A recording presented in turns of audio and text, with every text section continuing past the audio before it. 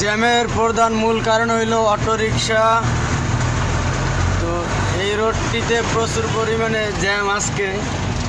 তো যেখানে জাম হওয়ার কথা না, একবারে ফ্রি থাকার কথা।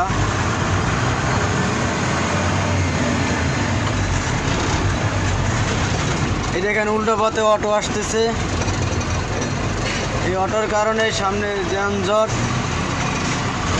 তো এই জামটা অনেক লম্বা জাম, এটা ছোটোখাটো জাম বলা যাবে না, অনেক বড় জাম। প্রায় আধা ঘন্টার উপরে লেগে গেছে এই জামটাই করতে।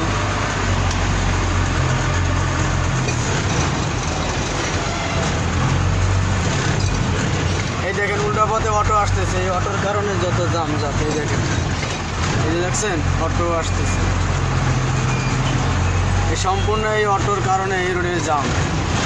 তাছাড়া এই রোডে কোনো জাম হওয়ার কারণ নেই। দেখেন উল্টো পথে যে অটো কীভাবে আসছে,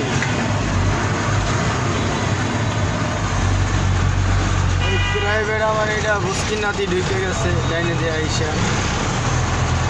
এই দেখেন অটোরে জিজ্ঞেস করতে হবে নাকি রোডেরে জিজ্ঞেস করতে হবে রোড তুমি কার, তাহলে হবে দেশে নিয়ম কানুন শৃঙ্খলা।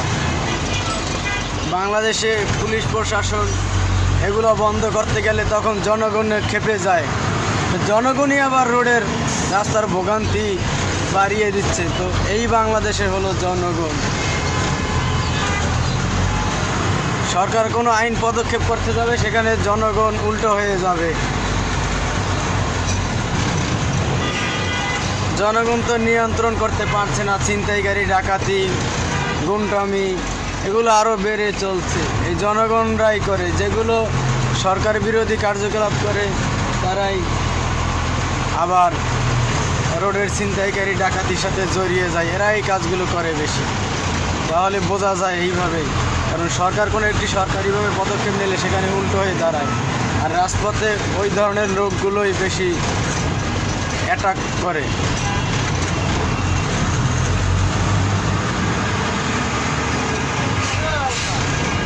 এখানে একটি গাড়ি নষ্ট হয়েছে, যে কারণে জ্যাম নাকি বোঝা যাচ্ছে না।